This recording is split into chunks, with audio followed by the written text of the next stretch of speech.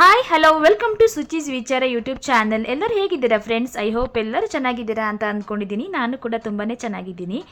ಇವತ್ತಿನ ವಿಡಿಯೋದಲ್ಲಿ ಒಂದು ಅಡುಗೆ ತೋರಿಸ್ತಾ ಇದ್ದೀನಿ. ಏನು ಗೊತ್ತಾ, ಸ್ಪೆಷಲ್ ಅಡುಗೆ ಅಂದರೆ ಫ್ರಾನ್ಸ್ ಕರಿ ಮಾಡ್ತಾ ಇದ್ದೀನಿ, ಚಟ್ಲಿ ಸಾರು. ಹಾಗೆಯೇ ಚಟ್ಲಿ ಹೇಗೆ ಕ್ಲೀನ್ ಮಾಡೋದು, ಚಟ್ಲಿ ಕರಿ ಹೇಗೆ ಮಾಡೋದು, ಇವನ್ನೆಲ್ಲ ಈ ವಿಡಿಯೋದಲ್ಲಿ ನಾನು ತೋರಿಸ್ತಾ ಇದ್ದೀನಿ. ನನ್ನ ಚಾನಲನ್ನು ಯಾರೆಲ್ಲ ಸಬ್ಸ್ಕ್ರೈಬ್ ಮಾಡಿಲ್ಲ, ಪ್ಲೀಸ್ ನನ್ನ ಚಾನಲನ್ನು ಸಬ್ಸ್ಕ್ರೈಬ್ ಮಾಡ್ಕೊಳ್ಳಿ. ಹಾಗೆ ನಾನು ಹಾಕುವ ವೀಡಿಯೋಸ್ ಎಲ್ಲ ನೋಡಿ ಅಂತ ಕೇಳ್ಕೊಳ್ತಾ ಇವತ್ತಿನ ವಿಡಿಯೋವನ್ನು ಸ್ಟಾರ್ಟ್ ಮಾಡೋಣ.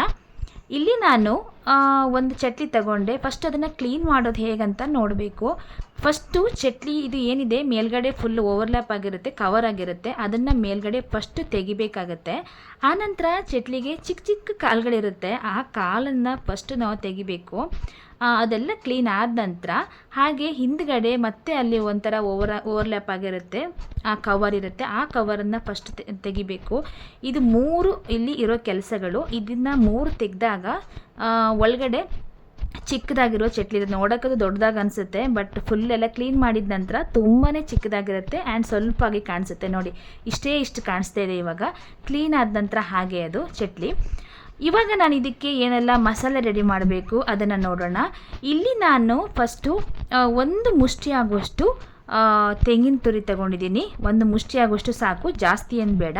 ಹಾಗೆ ಒಂದು 8 ರಿಂದ 10 ಬ್ಯಾಡಗೆ ಮೆಣಸು, 1 ಸ್ಪೂನು ಕೊತ್ತಂಬರಿ ಕಾಳು ಕೊರಿಯಾಂಡರ್ ಸೀಡ್ಸ್, ಅರ್ಧ ಸ್ಪೂನು ಜೀರಿಗೆ, 1/4 ಸ್ಪೂನು ಮೆಂತೆ, ಹಾಗೆ ಅರ್ಧ ಈರುಳ್ಳಿ, 5 ರಿಂದ 6 ಬೆಳ್ಳುಳ್ಳಿ, ಒಂದು ಸ್ವಲ್ಪ ಚೂರು ಏನು ಹುಣಸೆಹಣ್ಣು.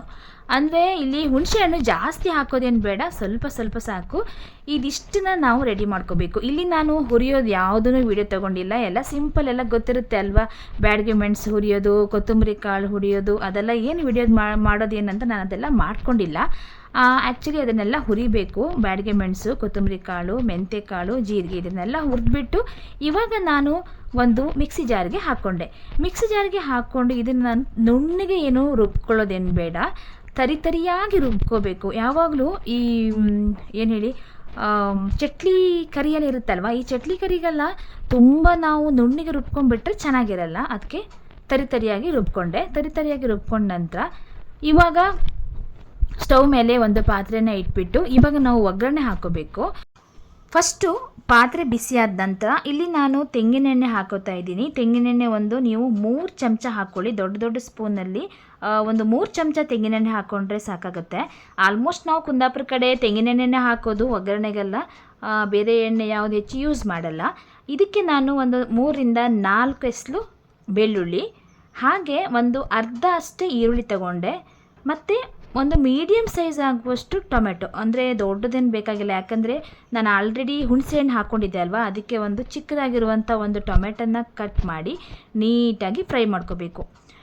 ನೀಟಾಗಿ ಫ್ರೈ ಅಂದರೆ ಅದು ಫುಲ್ಲು ಚೆನ್ನಾಗಿ ಫ್ರೈ ಆಗಬೇಕು, ಟೊಮೆಟೊ ಕರಗಿ ಹೋಗಬೇಕು. ಅಷ್ಟು ಫ್ರೈ ಆದ ನಂತರ ನಾವು ಇವಾಗ ಚಟ್ಲಿ ಕ್ಲೀನ್ ಮಾಡಿ ಇಟ್ಕೊಂಡಿದ್ದೀನಲ್ವ, ಆ ಚಟ್ಲಿನ ಇದಕ್ಕೆ ಹಾಕಿಬಿಟ್ಟು ಮತ್ತೆ ನಾವೇನು ಮಾಡಬೇಕು, ನೀಟಾಗಿ ಮಿಕ್ಸ್ ಮಾಡ್ಕೋಬೇಕು.